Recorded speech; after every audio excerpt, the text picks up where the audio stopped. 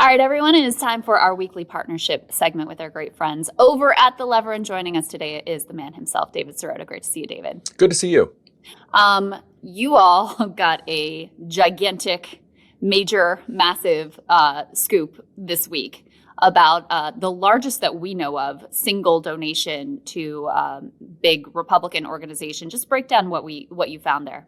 Sure. So it was the largest political donation that we know of in American history.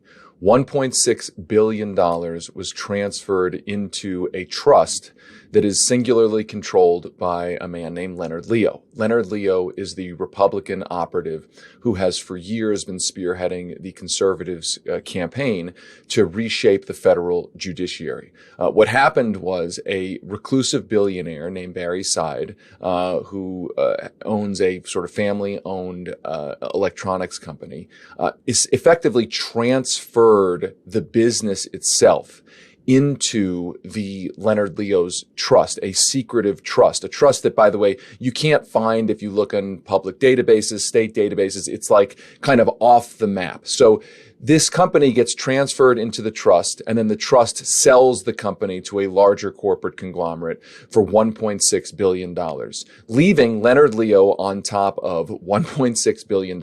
And I should mention, the financial maneuver meant that Seid likely saved up to $400 million in taxes that he otherwise would have had to pay had he simply sold the company under his own ownership. So here we are with Leonard Leo having successfully spearheaded the campaign most recently to put those three conservative justices on the court. And now moving into this next era, he is sitting on top of $1.6 billion. This guy, I'd never heard of him before. Side, I've heard of Leonard Leo, certainly. And do we know anything about his ideology, what he hopes this money will ultimately accomplish? Has he been a big Republican donor in the past? So one of the most secretive billionaires out there, very few even photos of him. He has donated money to places like George Mason University, to the Heartland Institute, which is a very right-wing kind of climate science denying organization. So he looks like, from what you can tell, a kind of standard Republican billionaire. Nothing really stands out other than that he has given money to right-wing organizations. But $1.6 billion, transferring an entire company into a trust controlled by Leonard Leo, is something so different than really what we've seen from anyone in American politics across the line. And I think I want to go back to the secrecy here, that had documents not been obtained, that this might not have ever come to light, because using a trusts again are not, their existence is not a public matter. So without this kind of reporting, we would not have known, the American public would not have known even about the existence of this mountain of money. And it really speaks to the idea of what we've now allowed to be undisclosed in our politics, that the Watergate era, the original dark money scandal, birthed the original FEC laws, disclosure laws. We're now 50 years later, and more of the political system is hidden behind more and more secretive arrangements like this. And so if not for this leak, this would have happened. We would have had no idea, even though it's obviously extraordinarily consequential for what the future political landscape looks like. When you say you gave to George Mason University, that's very interesting, because that's kind of, it's the heart of a lot of radical libertarian thought, sort of a lot of the intellectual and ideological groundwork and sort of activist organizing started there. And what a lot of people maybe don't necessarily realize about the effort to put these justices on the court is, yes, the most prominent issue that a lot of the media attention, a lot of the sort of activist energy is focused on is abortion, which conservatives just, notched a massive win. But what these justices are really vetted for extremely as well is a very radical sort of pro-corporate, like return to the Lochner era type of judicial philosophy.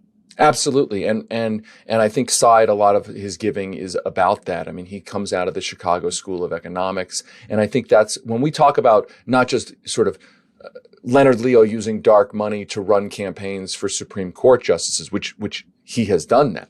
But that's at kind of the top of the pyramid.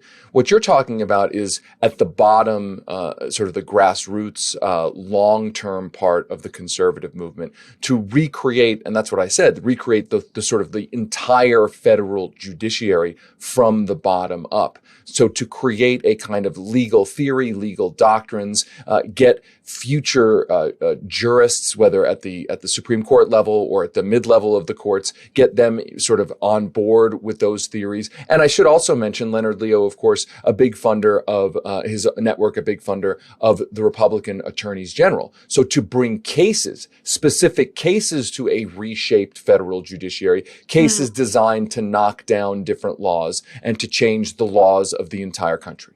Very interesting.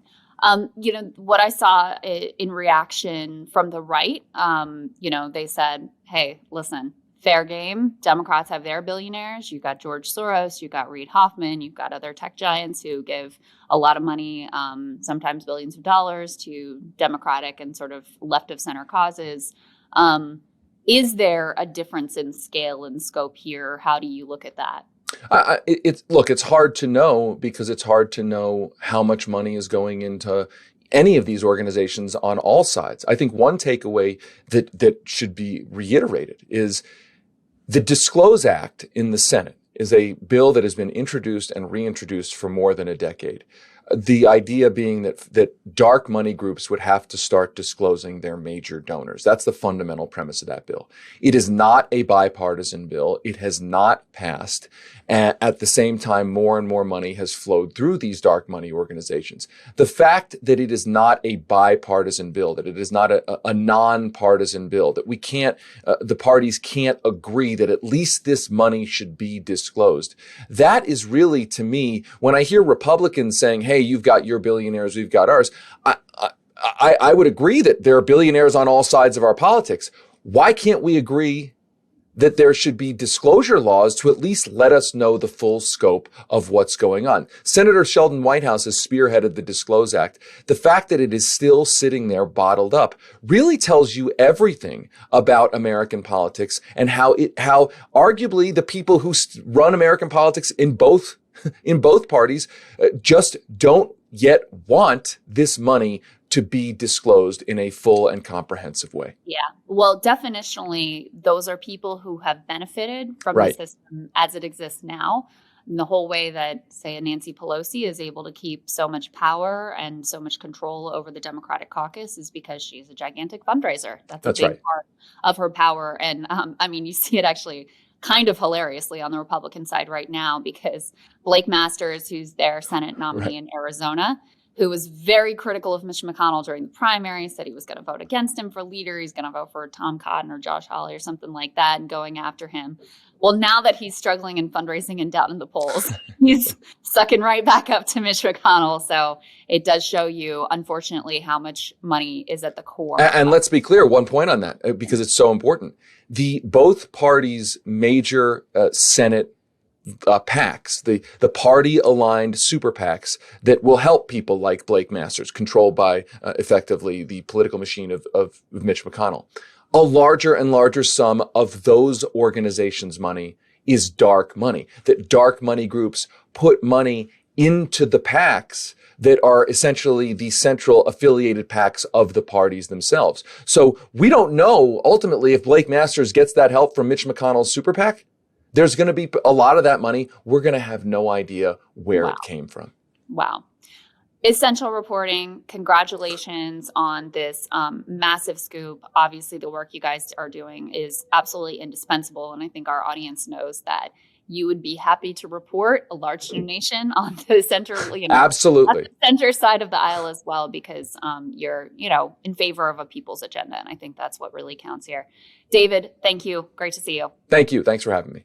Yeah, our pleasure.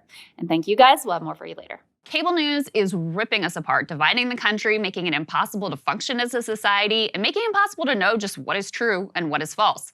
But the good news is they are failing and they know it.